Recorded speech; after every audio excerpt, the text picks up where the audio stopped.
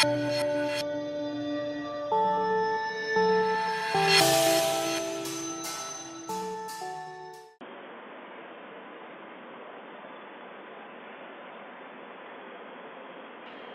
we have motion. You see Dragon physically separating from the International Space Station, 1:32 a.m. Central Time. The International Space Station, 253 statute miles over Sedan.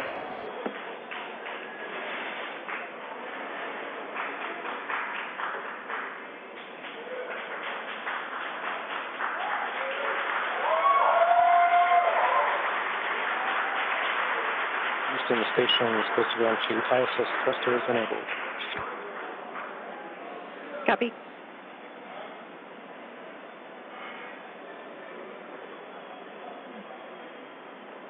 So there you can see on your screen visual confirmation. What a gorgeous shot. Dragon has undocked from the International Space Station, and we are beginning the departure. That's right, and you're going to hear the voice of David St. Jacques again. He's the one inside of the station monitoring Dragon for its departure. It's slowly backing away. Everything's looked good so far with those separation burns. Again, as Gary said, that physical separation, that undocking coming at 11:32 p.m. here Pacific. Station Houston at 2, Dragon departure burn 0, complete. So you heard us mention earlier that we have a series of 4 departure burns, starting with 0, 0, 1, 2, 3. We have confirmation that departure burn 0 has been completed. That's right, and so with that one down, we're going to start seeing Dragon begin flying actually above the International Space Station, and then coming up in just a couple of minutes, departure burn 1, the second departure burn, will be coming. That should be in about 4 or 5 minutes from now. And so we're going to see Dragon just kind of swing its way over top the space station and eventually fly out of both the keep-out sphere and the approach ellipsoid. And so the keep-out sphere is one of my favorite things. It's an imaginary sphere with about a 200-mile radius, so 200-meter radius. That would be a much bigger sphere. A 200-meter radius in all directions. And that just governs, so kind of like the approach ellipsoid, which I explained earlier, before you're in the keep-out sphere, any maneuvers with the spacecraft have to be safe and not get inside within 4 orbits. Dragon is in the corridor, and opening rate is as expected. Copy. And David St. Jacques reporting everything looking good so far. You heard him say the corridors, so they, on their overlays that they have on their laptops on board the station where they're actually monitoring Dragon, they're looking for any perturbations outside of the expected path. If they see anything that doesn't quite look right, again, they're in the loop and they can send commands, but everything going smoothly with Dragon slowly flying away. And this is kind of an animated representation of the kind of stuff that the crew is looking for. They have that corridor, so kind of that triangular shape you can see there, where they're just looking to make sure Dragon's pitch, yaw, approach, speeds, everything like that are inside of parameters as expected.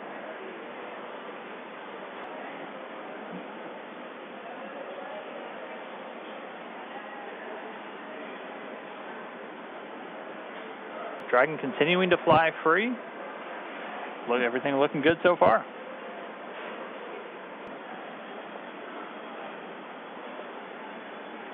So just in case you've just tuned in, we are currently watching Dragon as it departs from the International Space Station. It's been a really smooth operation so far with the undocking procedure, and now we're moving into departure. As of right now, you can see on your screen the Dragon capsule moving away from the approach ellipsoid. There we can see the nose cone still in its open position, leaving the forward hatch exposed. We will be closing that prior to Dragon's re-entry.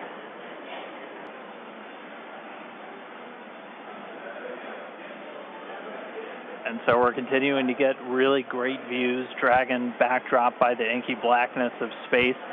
You'll see the cameras are a little bit jerky in their motions. They're actually being controlled by somebody on the ground in mission control.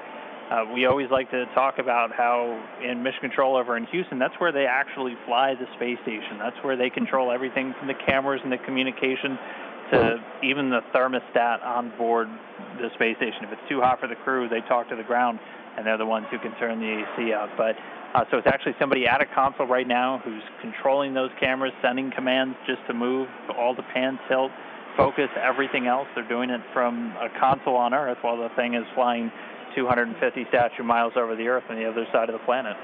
Like Dan mentioned before, we're going really fast right now. We're at about 17,500 miles per hour, so everything is moving very quickly. The need to readjust the cameras very frequently is inherent due to the high velocities that we're dealing with. And so this is a view from that WB-57 airplane. You were looking at Dragon streaking across the sky on its re-entry through the Earth's atmosphere, aiming for a splashdown in just a little while from now. So it's pretty exciting that we get this shot right now, as it is our first view from planet Earth of the Dragon capsule since it lifted off from Cape Canaveral just several days ago. I will say this is a pretty rare treat to be able to see this here. And again, this video is coming from a NASA airplane that we're flying around that recovery zone there, a WB-57. It's commonly used for a lot of atmospheric studies and other science missions, but able to put a tracking camera on it to try and get this re-entry through the Earth's atmosphere today. We're hearing that they should have AOSO acquisition of signal back with the Dragon spacecraft. Right now it's about 46 kilometers in altitude. The Dragon spacecraft continuing to descend. It's now subsonic, so already starting to slow down thanks to the aero braking, basically slamming into that Earth's atmosphere, causes a lot of friction and allows the vehicle to eventually reach its terminal velocity, basically. And then those parachutes are going to kick in.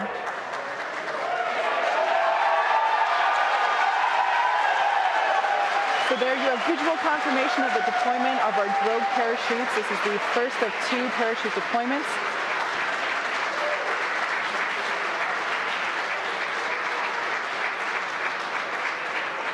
So those drogue chutes do the initial slowing, and then they're ultimately going to pull out the 4 main parachutes responsible for really slowing the spacecraft down prior to that splashdown.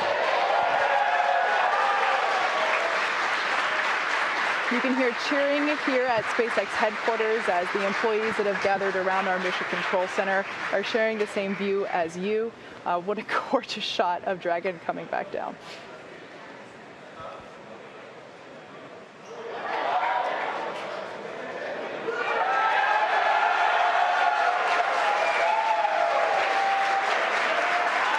And here come the mains.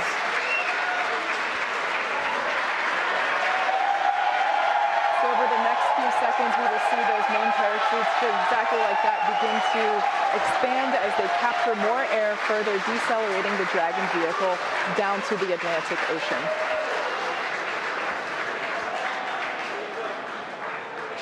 Really can't ask for a more picture-perfect shot than that. And yes, all 4 chutes now deployed. It's going to continue to descend. It's going to continue to slow down and then ultimately splash down in the Atlantic there. We're now under 1 kilometer in altitude.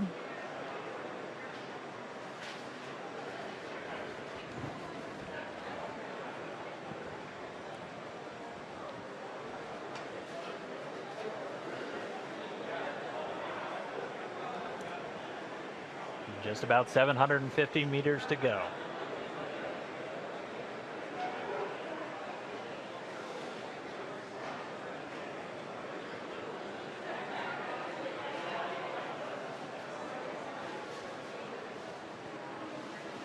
In case if you're just joining us, you can see on your screen there, Dragon has just re-entered the Earth's atmosphere after departing from the International Space Station. We have a gorgeous shot of 4 healthy parachutes deployed and slowing the vehicle down as it is approaching the surface of the Atlantic Ocean off the coast of Florida.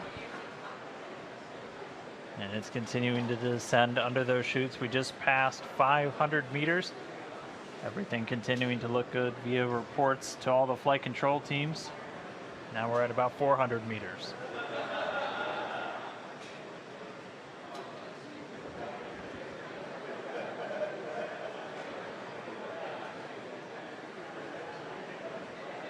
And just passing 300 meters, continuing to descend. We might be right on time. We were planning on splashing down at about 5:45 a.m. Pacific, and we're getting real close to that bingo time. Just past 200 meters.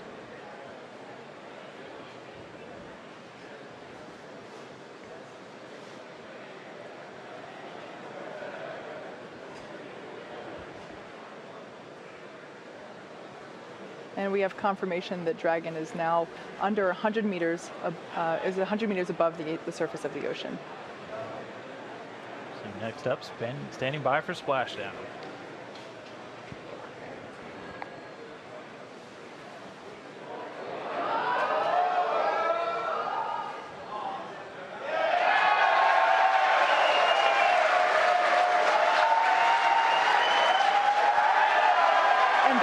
Confirmation of splashdown.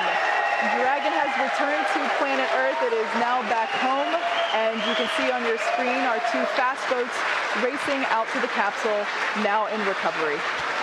That splashdown came right on time, 5:45 a.m. Pacific, 8:45 a.m. over on the East Coast. The teams that have been ready and waiting, they were staged just a few nautical miles away. They're going to start moving in now. You can see those two fast approach boats already speeding their way towards the capsule.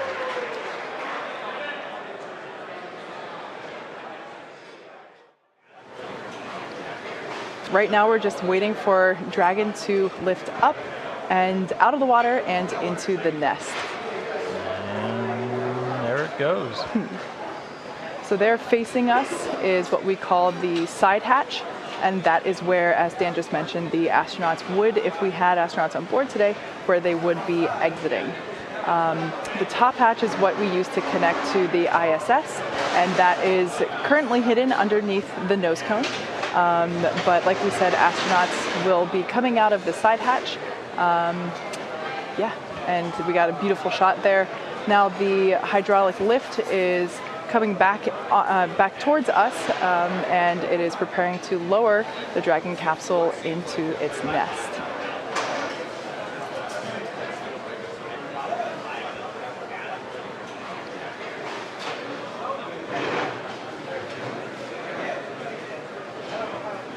Like we said, we are treating this demonstration mission with the recovery operations as if there were actual astronauts on board.